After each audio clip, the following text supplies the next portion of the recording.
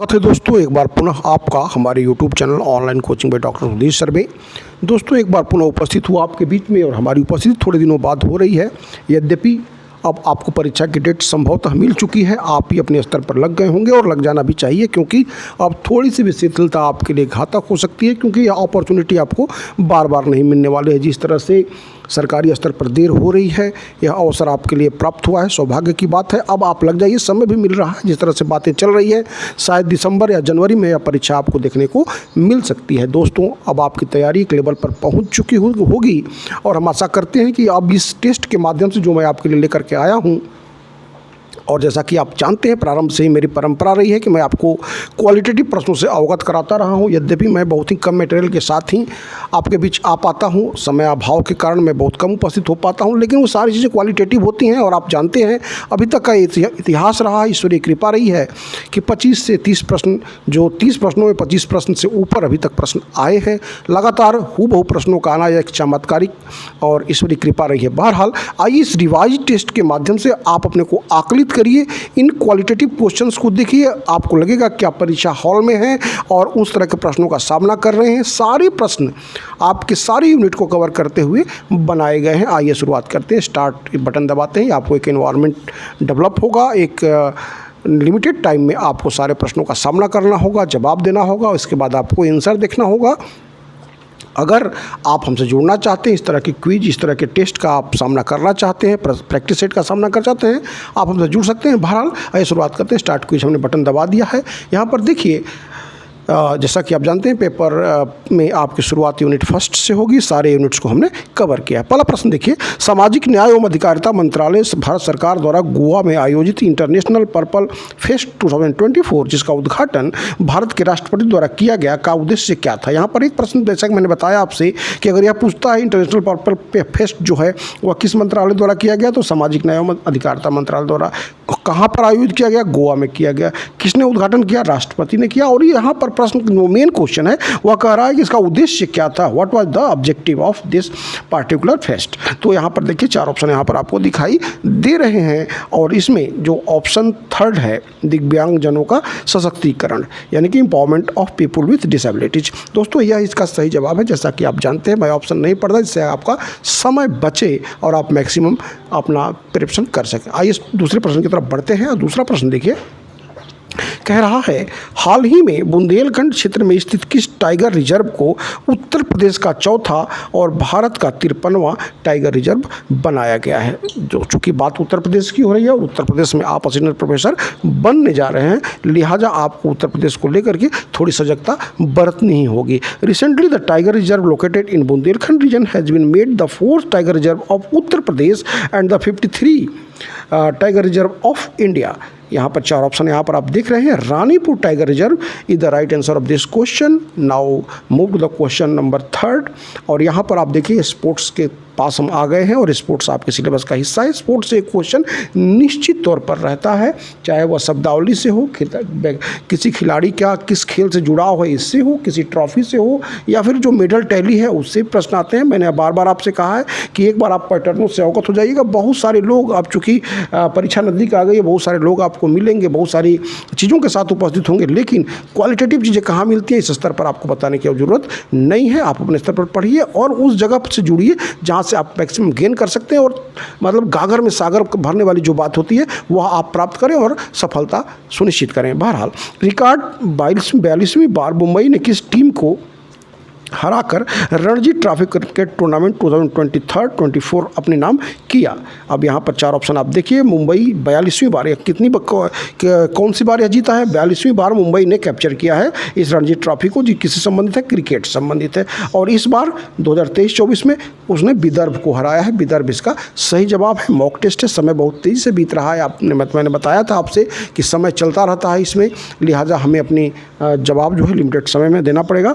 आइए इस प्रश्न को देखते हैं। महत्वपूर्ण प्रश्न है, इंपॉर्टेंट क्वेश्चन है, इससे प्रश्न इस तरह का प्रश्न आयोग पूछता रहा है। मैंने कहा था आपसे कि आपको लगेगा कि आप एग्जामिनेशन हॉल में बैठे हुए हैं, इस तरह के प्रश्नों को लेकर के मैं आपके बीच में उपस्थित हुआ हूँ। United Nations children fund UNICEF, जिसकी स्थापना 1946 में की गई थी। दोस्तों इससे पूर्व एक क्वेश्चन आया था कि इंटरनेशनल मॉनेटरी फंड की स्थापना कब की गई थी, तो इसलिए मैंने यहाँ पर डाल दिया कि यूनिसेफ की स्थापना कब की गई थी, 1946 में। तो ये क्वेश्चन आपको मिल गया। और इसमें कह रहा है कि हाल ही में इंडिया में किसे national ambassador for every child के रूप में नियुक्त किया गया है। तो इसका जवाब आपको देना है कि इंडिया में यूनिसेफ ने किसको नियुक्त किया है, किसके लिए, national ambassador for every child. तो करीना कपूर इसका सही जवाब है। सी के साथ आप जा सकते हैं। बढ़ेंगे अगले प्रश्न की तरफ। और आप जानते हैं कि आपका साइंस एंड टेक्नोलॉजी आपका सिलेबस का हिस्सा और यह प्रश्न भी उसको समर्पित है। 5वां प्रश्न, हाल ही में बृहस्पति ग्रह तथा उसके प्रमुख उपग्रहों, बृहस्पति ग्रह तथा उसके प्रमुख उपग्रहों, देखिए ग्रहों को भी, उपग्रहों को भी आप याद रखिएगा। अगर यह पूछता है किसके उपग्रह हैं, अगर मान लीजिए सोलर सिस्टम में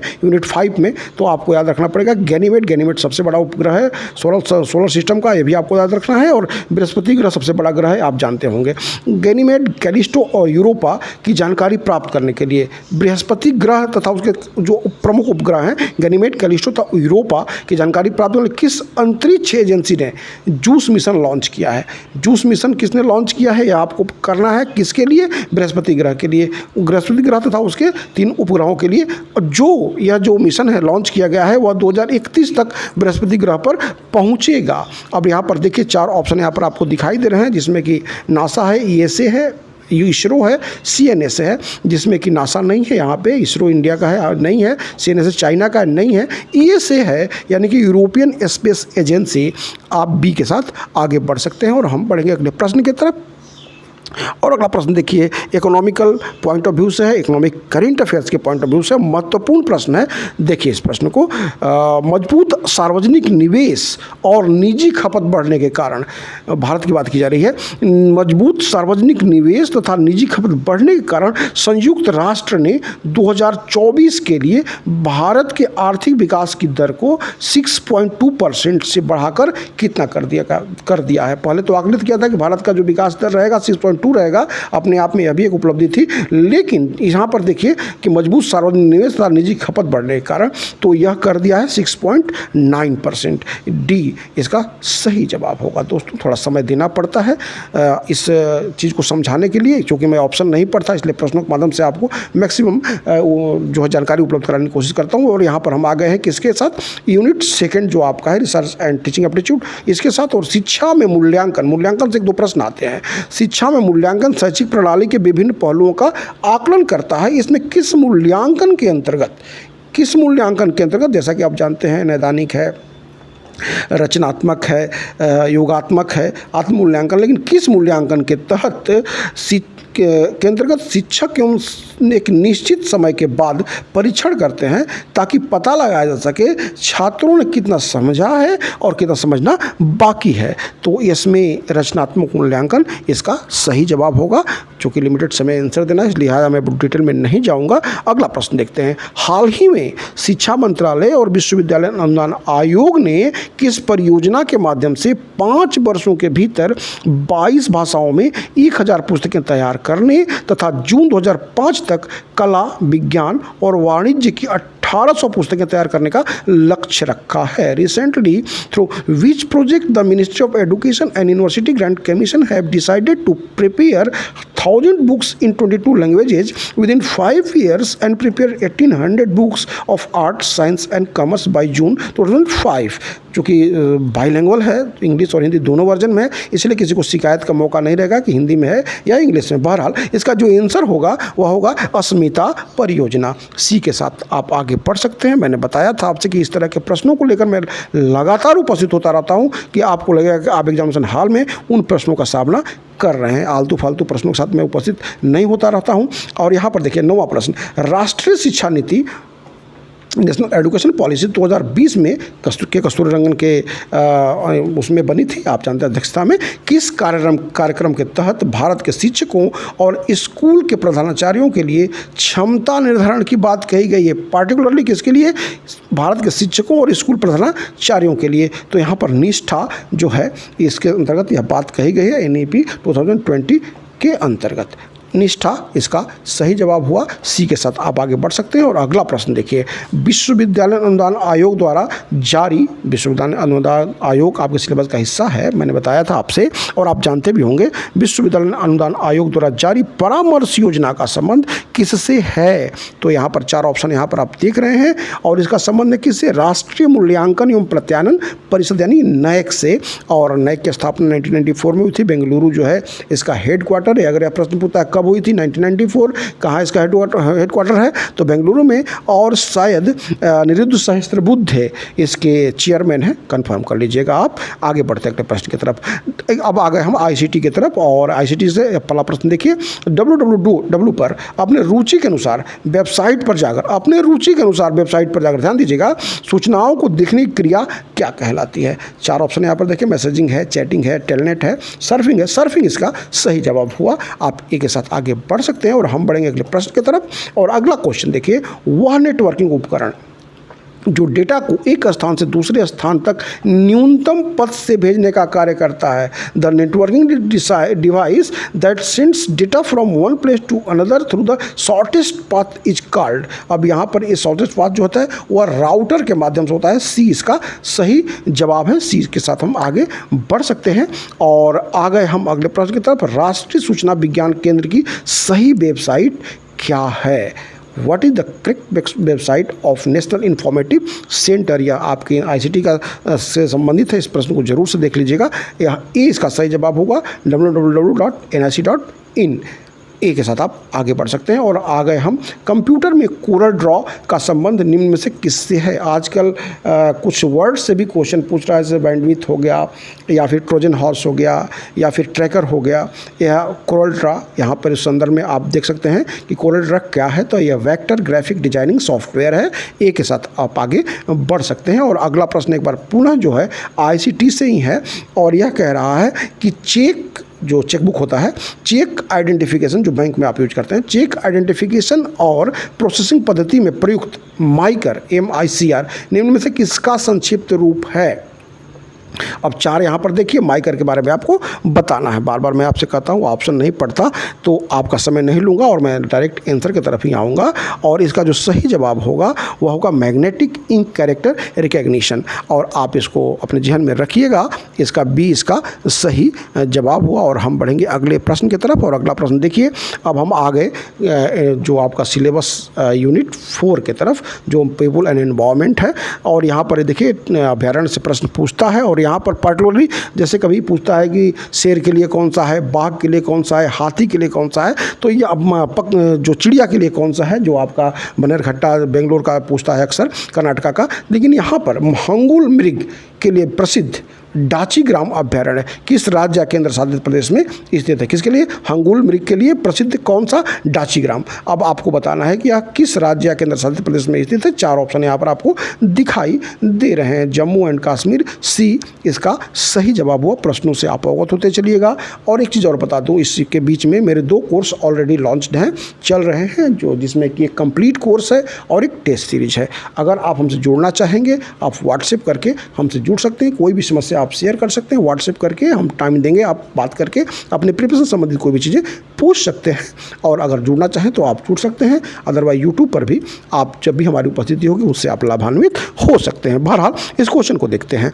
17वां जलवायु विषयों पर आयोजित कॉन्फ्रेंस ऑफ, यहाँ पर देखिए 28 का सम्मेलन, जो COP 28 का सम्मेलन जो है 2023 में संयुक्त अरब अमीरात में के दुबई में आयोजित किया गया था। कॉन्फ्रेंस ऑफ पार्टी जो है 2018 का हुआ था, कहाँ पे? संयुक्त अमीरात दुबई में। लेकिन अब ये जो 29वां है कॉन्फ्रेंस ऑफ पार्टीज आपका, जो इसके लिए जो जलवायु के लिए किया जाता है, वह 29 जो आपका 2024 में 29वां, यह कहाँ होगा ये बताना है आपको। तो यहाँ पर 4 ऑप्शन आप देख लीजिए, बान जर्मनी, सैन फ्रांसिस्को USA, नई दिल्ली भारत और बाकू अजरबैजान। डी इसका सही जवाब हुआ। बाकू अजरबैजान में आयोजित होगा नवंबर में। आगे बढ़ते अगले प्रश्न की तरफ। और अगला प्रश्न देखिए, प्रकृति के संरक्षण के लिए 1961 में स्थापित विश्व वन्य जीव निधि जिसका मुख्यालय स्विट्जरलैंड के ग्लैंड में है। अब देखिए, अगर आपसे पूछता है WWF की स्थापना कब हुई थी, 1961 में, एक प्रश्न मिल गया। इसका मुख्यालय कहाँ है, स्विट्जरलैंड के ग्लैंड में, 2 प्रश्न हो गया। अब यहाँ तीसरा प्रश्न देखिए, इसका मॉस्कट क्या है, इसका शुभंकर क्या है। अक्सर लोग कन्फ्यूज जाते हैं कि इसका शुभंकर जो है पांडा है, लेकिन नहीं, ये जो है लाल रेड पांडा नहीं है। यहाँ पे 4 ऑप्शन देखिए, विशालकाय पांडा है, जेंट पांडा, यानी कि डी इसका सही जवाब है। इसको अपने ध्यान में अवश्य रखिएगा। और हम बढ़ेंगे अगले प्रश्न की तरफ। या एक एनवायरमेंटल डे से क्वेश्चन निश्चित तौर पर आता है। जैव विविधता दिवस लास्ट टाइम पूछा था, कई बार ओजोन लेयर दिवस भी पूछ चुका है, मैंने शामिल किया इसमें। यहाँ पे देखिए, जैव विविधता को संरक्षित करने के लिए दुनिया भर में विश्व वन्य जीव दिवस कब मनाया जाता है, तो यहाँ पर 3 मार्च इसका सही जवाब होगा। यहाँ पर 22 मई विश्व वैश्विक जैव विविधता दिवस होता है। 3 मार्च मैंने बता दिया कि विश्व वन्य जीव दिवस, 14 दिसंबर ऊर्जा संरक्षण दिवस होता है और 16 अक्टूबर खाद्य दिवस के रूप में मनाया जाता है। आप अपने ध्यान में रखिएगा। और अगला प्रश्न एक बार पुनः जो है आपका एनवायरमेंट से है। साफिर सिम्पसन मापक का प्रयोग इसमें से किसके लिए किया जाता है। जैसे रिचर स्केल का पूछ दिया तो भूकंप के मापन के लिए किया जाता है।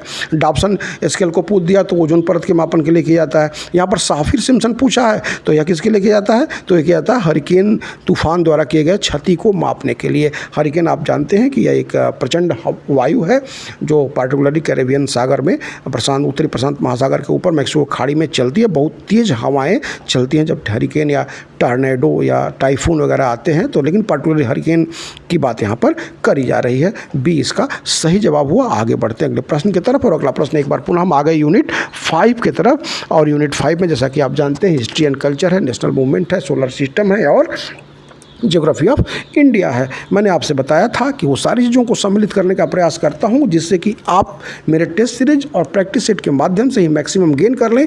प्रयास ये रहता है कि 25+ आप गेन कर लें। ईश्वरी कृपा भी कुछ ऐसी रहती है, प्रयास किया जाता है, कोशिश की जाती है। यहाँ प्रश्न को देखिए, गुप्त वंश के किस शासक ने अपने सिक्कों पर वीणा बजाती हुई देवी की मूर्ति को अंकित करवाया था। गुप्त वंश के, जिसकी स्थापना श्रीगुप्त ने करी थी, तो गुप्त वंश के किस शासक ने अपने सिक्कों पर वीणा बजाती हुई देवी की मूर्ति को अंकित करवाया था, और जिसे महापराक्रमी होने के कारण भारत का नेपोलियन भी कहा जाता है। 2 प्रश्न आपको मिल गए और आंसर आपको हम बताना है। तो यहाँ पर इसका आंसर हमको पता है, आपको आधा होगा शायद। समुद्रगुप्त, निश्चित तौर पर आप अवगत होंगे, समुद्रगुप्त इसका सही जवाब है। दोस्तों बढ़ गए हम अगले प्रश्न की तरफ। और देखिए समय बहुत तेज़ी से बीत रहा है और हमें इसका आंसर बताना है आपको। 22वां प्रश्न, संघीय और प्रांतीय सरकारों में दलित वर्गों में प्रतिनिधित्व को लेकर के 1932 में हुआ पूना समझौता किसके किसके बीच में हुआ था। पूना पैक्ट की बात की जा रही है दोस्तों। 4 ऑप्शन यहाँ पर देख लीजिए। और गांधी जी और अम्बेडकर के, डॉक्टर अम्बेडकर के मध्य हुआ था। सी इसका सही जवाब है। अगला प्रश्न देखिए आपका सोलर सिस्टम से है। ब्रह्मांड के विस्तार और आयु, ब्रह्मांड की आयु कितनी है, उसकी एज कितनी है और उसका जो एक्सपेंशन हो रहा है, इसको मापने के संबंध में से कौन संबंधित है, किसके माध्यम से इसको हम मापते हैं या मापने का प्रयास करते हैं, तो यहाँ पर हब्बल स्थिरांक इसका सही जवाब है। ए के साथ आगे बढ़ सकते हैं हम। और अगला देखिए एक बार पुनः नेशनल मूवमेंट से है। लॉर्ड डलहौजी जिसने डॉक्ट्रिन ऑफ लैप्स के माध्यम से पहले किस राज्य को अपने भीतर किया था अंग्रेजी शासन के अंतर्गत, 1848 में सतारा को, याद रखिएगा पहला पूछता है सतारा। और किस रियासत को कुशासन के आधार पर किया था, तो 1856 में, तो इसको किया था अवध, यानी सी जो लखनऊ अवध जो है इसको किया था कुशासन के आधार पर। अपने ध्यान में रखिएगा। बढ़ेंगे अगले प्रश्न की तरफ। निम्न में से किस तट को आप भारत के पश्चिमी तट का हिस्सा नहीं मानते हैं, तो यहाँ पर 4 ऑप्शन आप देख लीजिए। केंद्रा तट, कोरोमंडल तट, कोंकण तट और मालाबार तट। केंद्रा, कोंकण और मालाबार तट जो है पश्चिमी तट के भाग हैं, जबकि कोरोमंडल तमिलनाडु में है, यानी कि पूर्वी तट का भाग है। केंद्रा कर्नाटका में है, कोंकण तट गोवा और महाराष्ट्र और मालाबार केरला में है। तो इसका आंसर जो हो गया वो कोरोमंडल हो गया। बी के साथ हम बढ़ सकते हैं। अगला प्रश्न देखिए, ये इकोनॉमी से है। प्रत्येक वर्ष 1 लाख युवा उद्यमियों को 5 लाख रुपये तथा ब्याज मुक्त ऋण देकर उद्यमिता को बढ़ावा देने के लिए किस राज्य ने मार्च 2024 में मुख्यमंत्री युवा उद्यमी विकास अभियान की शुरुआत की है? उत्तर प्रदेश।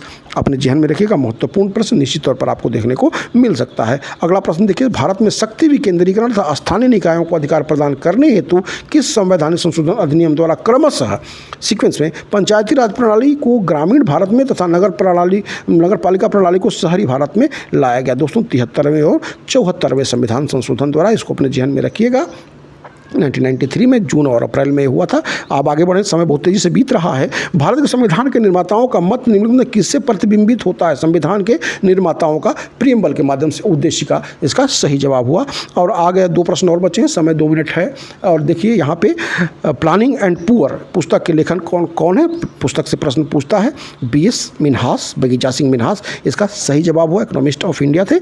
और लास्ट क्वेश्चन यहाँ है, सरकार द्वारा पुरानी मुद्रा को समाप्त कर नई मुद्रा को चलाने को क्या कहा जाता है? मुद्रा विमुद्रीकरण कहा जाता है। अगर यह टर्म आता है तो मुद्रा विमुद्रीकरण, आप डिमोनेटाइजेशन आप जान सकते हैं। लेकिन भारतीय इतिहास में अभी तक कितनी बार मुद्रा का विमुद्रीकरण किया गया है? यह प्रश्न यहाँ पर है। और दोस्तों यह किया गया है 5 बार। सी इसका सही जवाब है। 1946 में, 1978 में, 2024 में और 2016 में, 2023 में 2000 के नोट को हटाया गया था। दोस्तों अब मैं सबमिट कर रहा हूँ। एक बार पुनः कहूँगा, अगर हमसे जुड़ना चाहते हैं आप जुड़ सकते हैं। धन्यवाद दोस्तों।